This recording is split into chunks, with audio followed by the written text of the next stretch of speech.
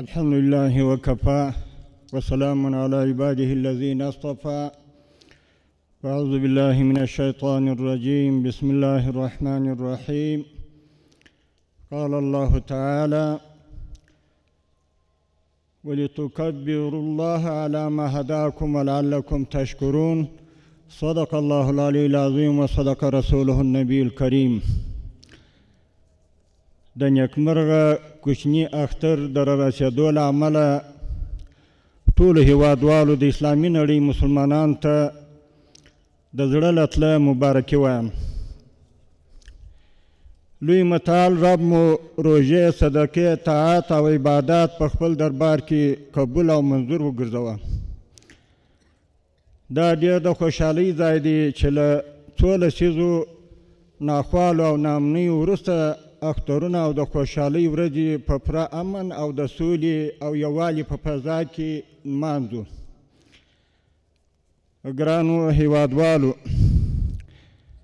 دا تریخ واقعیت تاسو ته روښانه دی چې مخکې به ټول هیوادوال د با امنه او سوله ییز اخترونو دعا او ارمان کولو، خو د الله تعالی په لوی فضل او کرم نن ستاسې هغه مقدس ارمان پوره سوی دی او د اسلامي امارت د حاکمیت څخه را په دې خوا د نورو اخترونو په څېر د اختر هم د پوره ارامۍ او خوشحالۍ په فضا کې نمانځي.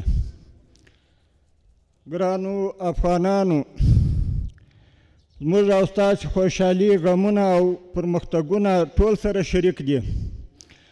د تاریخ په اوږدو کې ټولو ته ثابته سوې ده چې هیڅوک مو نه غم په اوږو اخلي او نه مو څوک په خوشحالیو او پرمختګونو خوشحالیږي.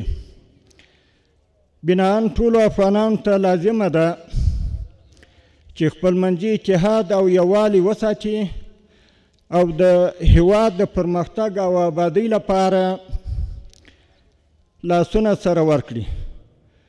دا فکر له مغزو څخه وباسو چې پردي به راځي، زموږ هیواد به آبادوي او موږ ته به خوشحالي راوړي.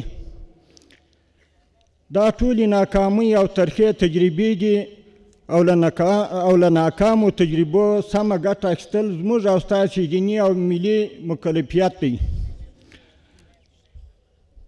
خوشحالي او سکون یوازې په خپله خاوره کې ممکن دی. په نورو ځایونو کې د مالکیت احساس نشئ کولی.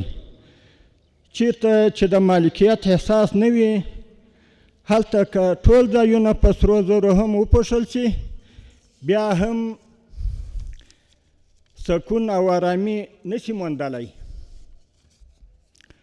نو خپل وطن او خپله خاوره وګڼئ او دې خاورې ته په پوره صداقت کار او خدمت باید وکړو.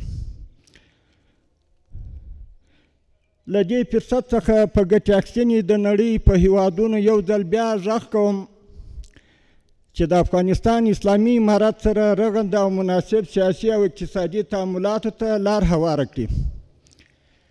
اسلامي امارت په تیرو څو کلونو کې ټولې نړۍ ته ثابته کړې چې افغانستان پوره امن دی او د اقتصاد محوره پالیسي او متقابل درناوي په چوکاټ کې هر ډول مناسبو تعاملاتو او مناسباتو ته چمتو دی. په اخر کې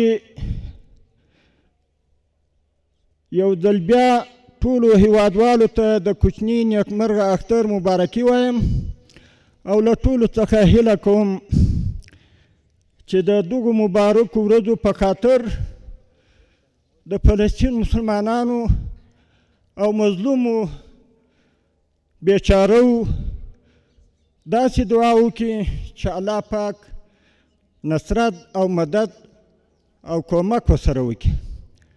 الله دې دوی د دغه مشکلاتو د دغه دربدرۍ څخه بالا خلاص کړي او خفګانونه په دوستۍ او خوشحالۍ بدل کړي، یو بل ته مبارکۍ ورکړي،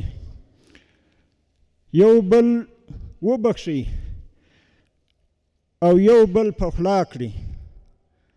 السلام علیکم ورحمة الله وبرکاته.